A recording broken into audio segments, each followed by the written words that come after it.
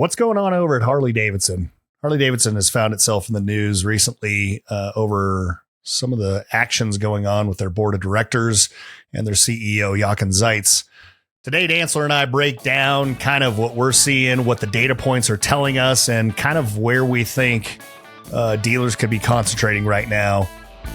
This is a show for anybody that has something that they want to say. It's going to be full of people with a lot of energy, CEOs, OEMs, vendors. Best practice ideas in this industry and of neighboring industries. We're talking to people that are on the cutting edge of processes, management. Serial entrepreneurs, authors. We really have a feast of all different types of senior level people. A cornucopia, as it were. A plethora, maybe. Grab a pen, grab a cup of coffee, and have a seat. Start writing. This is GarageCast. GarageCast. Welcome to GarageCast. On the heels of Scott Fumpas' interview, I got a lot of positive feedback. That was a lot of fun. He's such a good guy, right? Just his storytelling to go along with all the bullet points he was making was fantastic. Yeah, tons and tons of depth to that guy. And he said a lot of things that I think people think in their head, meaning they can't formulate the words to put it as eloquently as he did. Like, you know, you got to start understanding the bricks, talking about Harley Corporate. You got to really understand why those bricks are important. He put it in such a incredible fashion. So good timing on that too. It is on what we're recording today.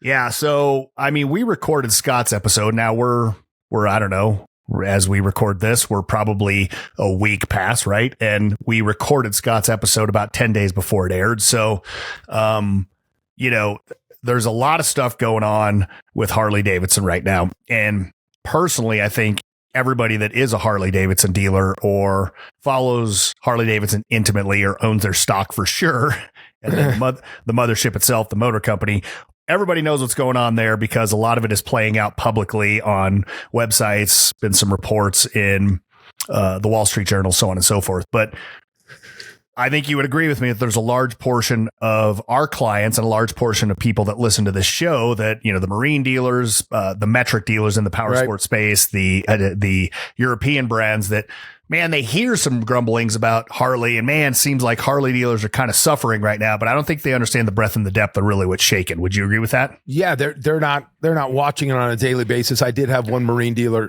one metric dealer tell me, "Oh, I'm here for it and I got a bucket of popcorn." And I'm like, "Hey, that's all fun and games, man, but this is seriousness because what's happening with Harley-Davidson is truly a black eye on the industry, no matter what side you take. And we're gonna lay some of this out for you, but no matter what side you take, this is a black eye that's going on for the industry. And we all know that the industry needs a healthy and strong Harley-Davidson motorcycle company. Agreed. And they both need each other, right? Harley-Davidson most certainly needs those metric Euro brands, and those metric Euro brands need Harley-Davidsons to succeed as well, right? Indian and Harley-Davidson need those metric dealers. So let's kind of get into, and I'm going to give an approximation of kind of what's been happening, and then we're going to get into some really kind of in-depth conversations of some stuff that really this started when I downloaded my Q1 composite to go do my 20 club with my Harley group, and just got my head knocked back with shock and awe on those numbers.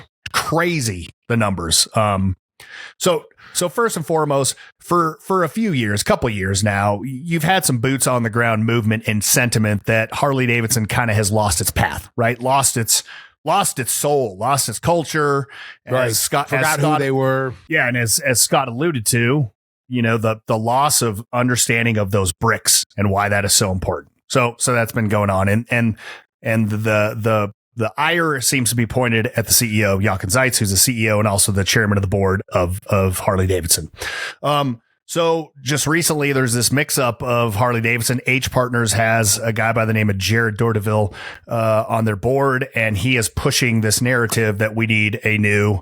Tony, let's explain H Partners, right? They have the biggest stock interest in the company of any single person out there, right? And what are they? Like 9%, I believe, 9.1%. Yep, private equity. And they're kind of trying to work behind the scenes to replace the current CEO. That kind of goes south. They get into a kind of a piss and match with the board, and H Partners pulls their guy off the board. He resigns off the board. And then they have now gone into what I would call an official campaign to try and ensure that the search for a new CEO is not what they claim to be driven by a few individuals. So as well as pulling Jochen off of the board. So he's the CEO and he's a board member, and they're looking to replace the CEO and pull him as well as a couple others off of the board. Yes. Yeah. So this is coming directly from their website, which they have started, which is called Free the Eagle, freetheeagle.com. And it has all of their releases of information that everybody can go to and they can read about this. But I'm going to read one paragraph from this so that you guys can understand what is shaken. And that is the underperformance of Harley-Davidson under Mr. Zeitz is undebatable. Over the last year, it has become increasingly apparent to us that there have been major execution issues overseen by an absentee CEO, that the CEO and the presiding director have not been fully transparent with the rest of the board, and that certain long tenured board members have been unwilling to hold the CEO accountable for severe value destruction and the cultural depletion of this iconic American country. I mean, pretty strong words. That's heavy. That's heavy. That is an absolute right cross, not a jab, right? Yeah, so they've got 3 major bullet points inside of that, Tony, about blaming external factors being number one, as opposed to taking the hit internally with what's going on with Harley. Major execution issues by Jochen himself, the CEO, and then some board members they claim their own personal agenda as opposed to the shareholders' interests. So those are some strong fighting words across the board. Yeah. So that's their first salvo. And when I use words like salvo or punches, what I'm saying is if you go in and read this and then you read Harley-Davidson's follow-up to this, none of this tends to be below the belt, right? They're not talking shit. Neither side's talking shit. They're just defining what they believe are the real problems, and they're laying it out for people to read. And so that was their first salvo. Well, Harley-Davidson came over the top of that and expressed all of the great things that has gone on under Jochen Zeitz, which, increased performance, better margins, stock evaluation, so on and so forth. Right. So that was on the heels of that. That was recently, just a couple weeks back. But to answer, honestly, to until that moment, it reminded me of politics. No matter what side you cheer for, like, oh, those guys are crazy, and then they say, oh yeah, the economy's great. Oh no, the economy sucks. It's just like they're battling back and forth with just the words for consumer sentiment, I guess, or shareholder sentiment until most recently. Yeah. So April 28th, 2025, H Partners came out with their rebuttal to Harley's rebuttal, and they are asking their shareholders to withhold on the election of the following 3 incumbent directors at the company's upcoming 2025 annual shareholder meeting, which is May 14th, is what it is. Yes. Jochen Zeitz, the CEO, Thomas Leinbarger, the presiding director and a board member for 17 years, and Sarah Levinson, the longest tenured board director, having served for 29 years. And I mean, if you go look at these people on LinkedIn, I mean, serious resumes, right? With these people. Yeah. Sarah Levinson. Jochen was 18 years. Thomas was 17 years, and Sarah was 29 years. To your point, they've been on the board through the good times and the bad.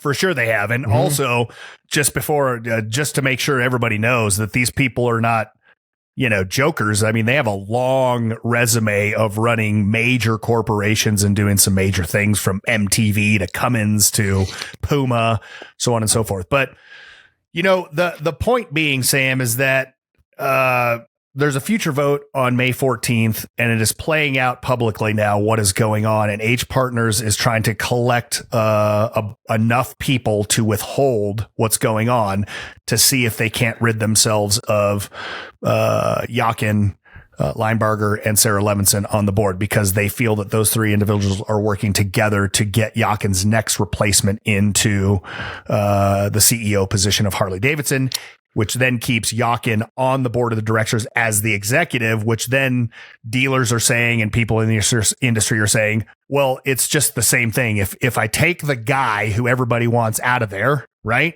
Right. And I put him back to the head of the board and he's the one that picks his replacement. Well, then you have the same thing happening. And there are dealers, and I'm going to let you speak to this, but there are dealers that they're truly fearful of the degeneration of one of the most iconic brands in the world, right? They're truly terrified about what is to come of driving this thing into the ground. Thoughts? Yeah, and I think Scott Bumpus really laid that part of it out.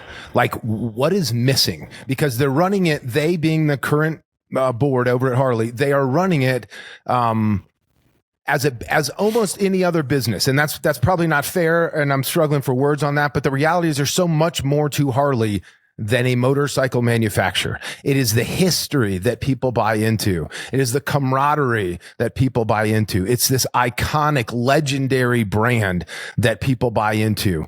And when you don't have Juneau Avenue, a place for everybody to call home and go to work, you have a bunch of disconnected people involved in Harley-Davidson trying to run a business from their living rooms on Zoom calls, whatever it happens to be. They're missing what used to make Harley-Davidson so great. It's that dealer network, that connection with the events and the rides and all of the stuff that brings people together that makes a consumer really excited to fly his or her Harley-Davidson flag. So when you strip all those away and you just run the business off of the nouns and numbers, which is debatable if they're even doing that, but let's just assume they're running it just off of the data like they would any other brand. Harley-Davidson isn't any other brand, which is why you've had the number one market share for so long until Honda most recently took it back over with some small displacement vehicles. So that's the scare from the dealers, is that what are we just going to become Hyundai now? Is that the next thing? Because that's not who we are and that's not what any of them signed up for. Right. So, I mean, parsing through this, and we're not going to read this line for line, but, you know, they go into the execution of their strategic hardwire for the company and, you know, the pillars that Harley-Davidson had: desirability, profit focus, growth beyond bikes, lead in electric, selective expansion, integrated customer experience, inclusive stakeholder management. You know, and they talk about the company initiative, but they also talk about the current status of where those are, and many of them as failures. The one that hits hard is the amount of valuation that has been lost in the Harley stock is somewhere around the line of $2 billion of valuation, but Zeitz's pay plan has been $50 million in total, which has stayed consistent even while the company was losing money. So, Tony, real quick, you mentioned several of those. What you're talking about are these pillars that the board was in charge of, their initiative on these pillars, that being desirability, profit focused, expansion, growth beyond bikes, lead in electric, stakeholder management, all of these, right? And to your point, it says company initiative and then a current status, but they make the case, this being H Partners makes the case that none of the pillars have landed.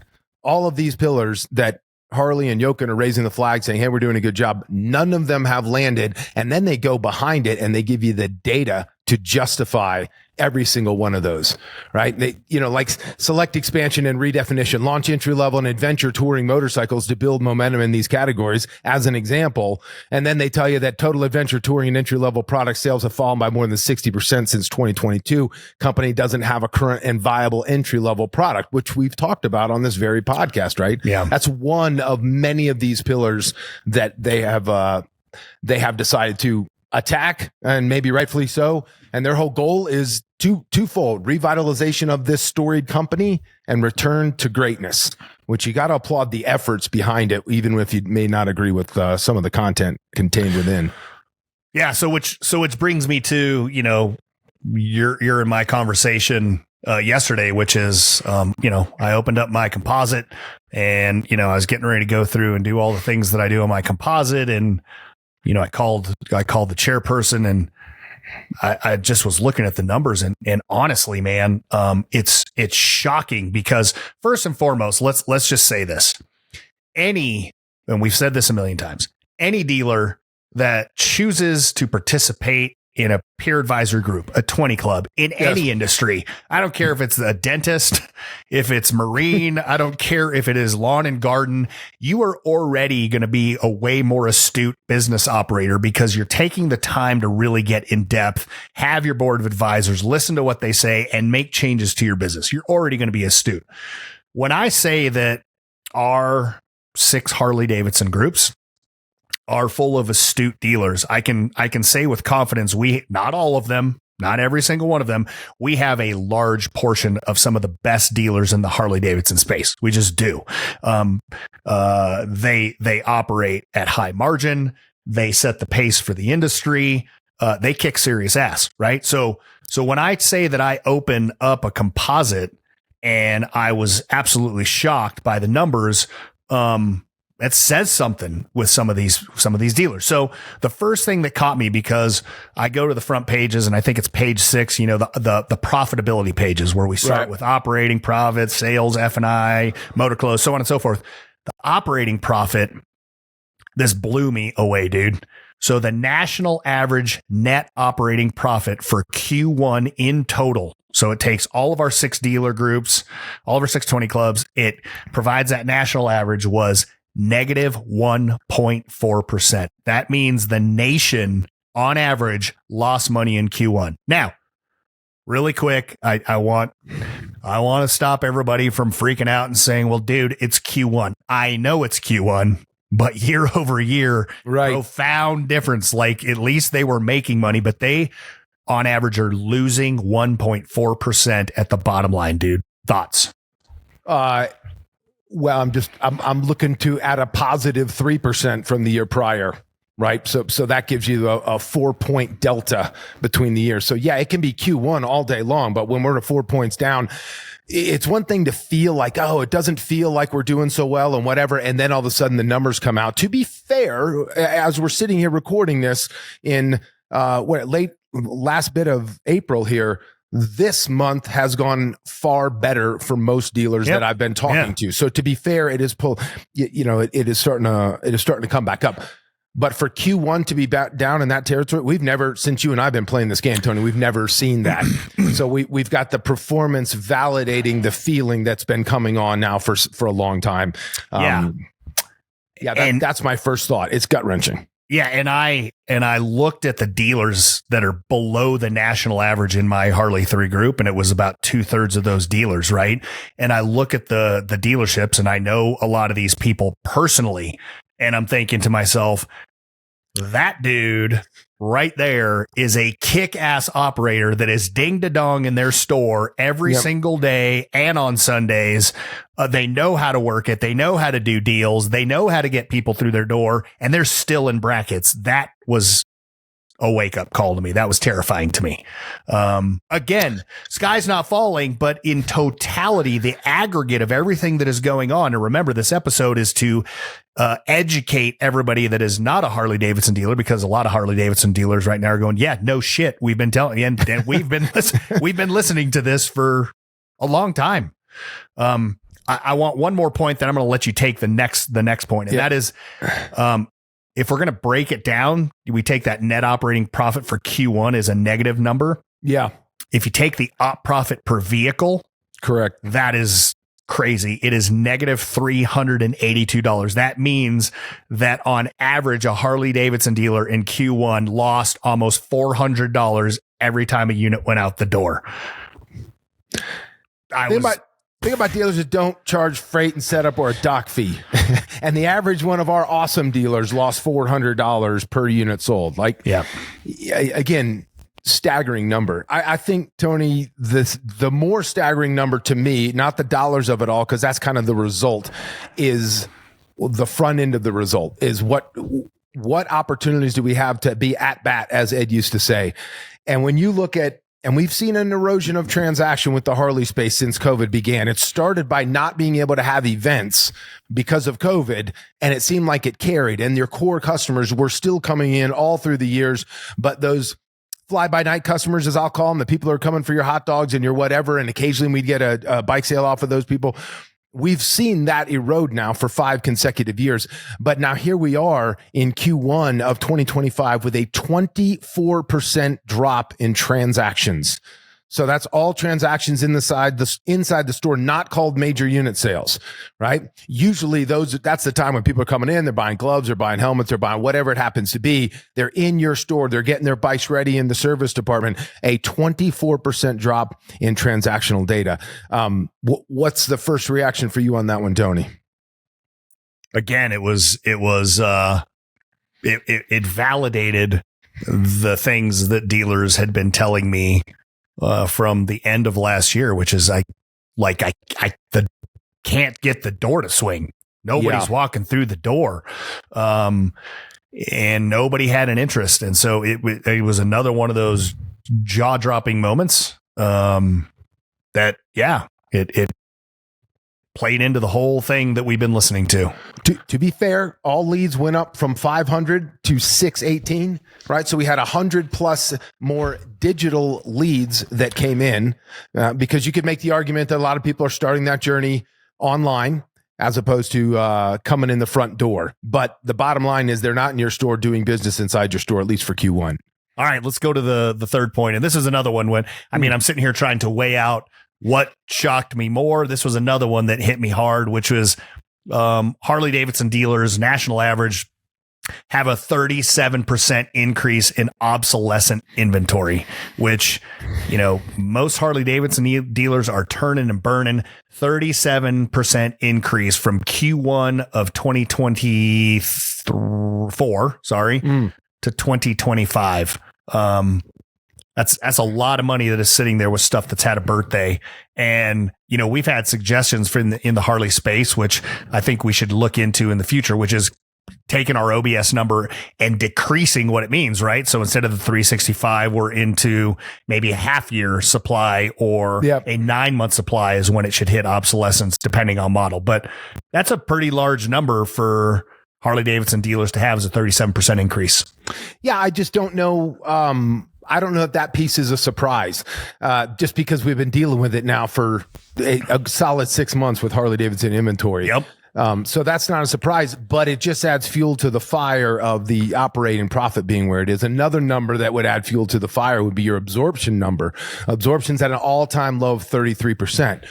To be fair, it was at only 3 points higher last year at the same time frame at 36%, but it's still 3 points on absorption number with an increase of OBS inventory and a decrease of selling on these major units because we just don't have the traffic coming in the door. So you can see how all these pieces play into each other, and it does not paint a pretty picture as to the rest of the season. Yeah, Sam, let's explain what absorption is to everybody listening out there. Or let's not, because it was 2 episodes back. Where we did a whole episode on it. Yeah, go back and listen to 2 or 3 episodes back. It's called Absorption. But Harley-Davidson dealers absorption at an all-time low of 33%. Hopefully that number starts kicking up soon. So, we gave kind of what's going on in the world of Harley-Davidson, the board of directors, Wall Street, talking about some numbers that are really hitting our radar as alarming. So again, a quarter does not define a year, right? So sure. We're not sending up warning flares that, oh my God, we're in trouble, the industry's this and that, but we are saying that it has started out terrible in 2025. So to your point. And these are just numbers, right? And Ed used to always say that there's no emotion in data. There's just what we do with it. Mm-hmm. Right. So here are 4 data points that don't paint a very pretty picture, but it leads us into another conversation now, Tony, of, okay, now what? Now, what do we do with this? Yeah. And this is where, we don't depart from our job, and our job is to motivate dealers and bring to them the best business practices that we find throughout all the industries that we play in, and motivate to the best of our ability. But there's a lot of stuff going on that simply you can't overcome, and we listed quite a bit of those, right? But so what goes on now? We do understand that there's going to be some conversations going on about what's shaking out with the board, so we'll keep our eyes super close with that.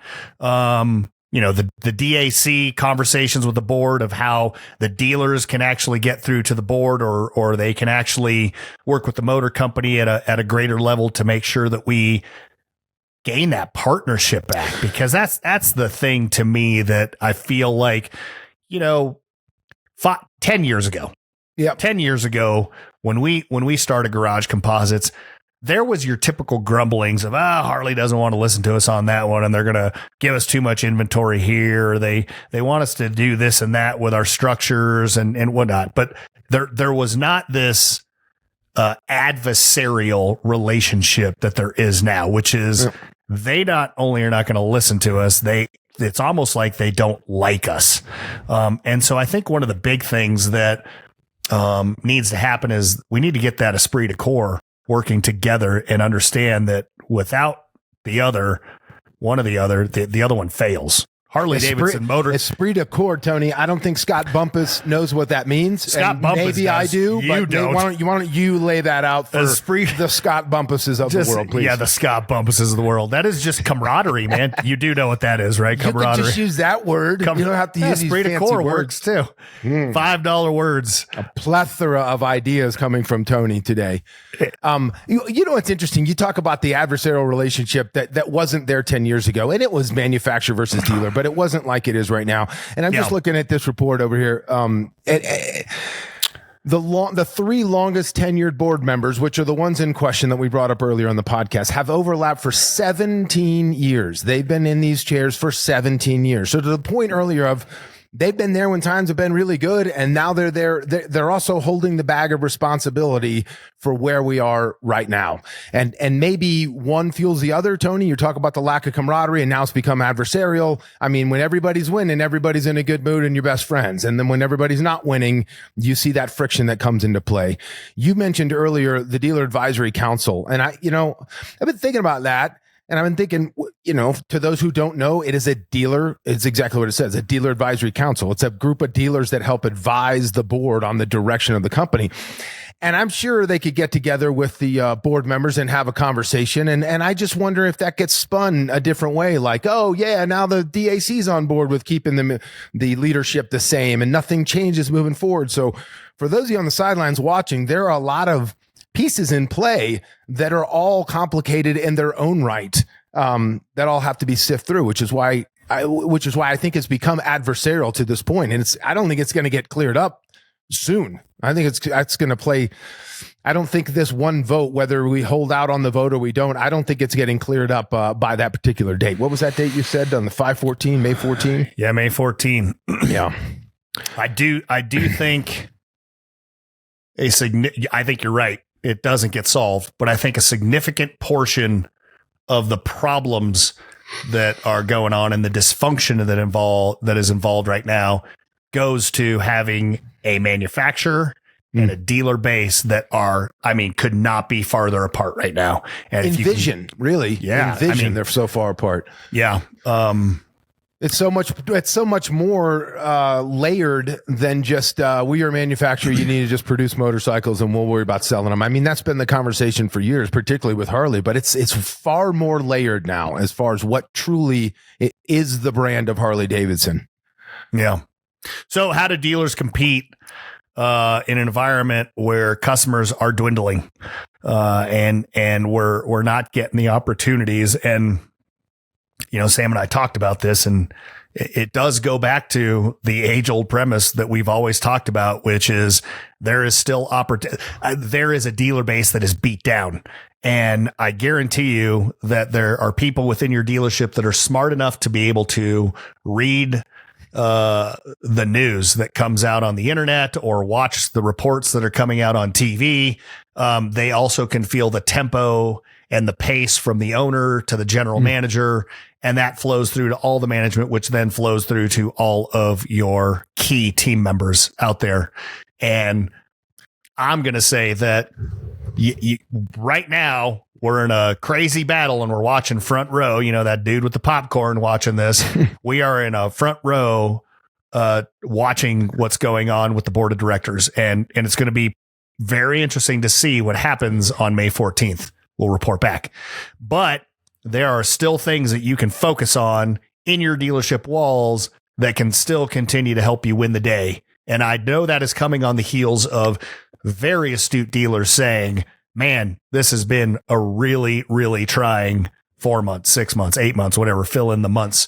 But the first thing I'm going to suggest is you got to remain the place where people go and you create that culture of positivity. Check yourself, even though you understand what's going on, man, don't let that filter into the daily work environment of your key team members and even your lowest key team members, because, man, it's very easy to believe those headlines and start thinking, man, this sucks. We're not going to sell anything, right? You said that's your first key point. Is there another magic gem behind that one? I don't know. Or did you want me to jump in? No, I want you to start juggling chainsaws, if you would, please. Entertain the crowd. I'm seated over here. I can't tell. Look, Tony, to your point. First of all, your comment said customers continuing to dwindle. Yep.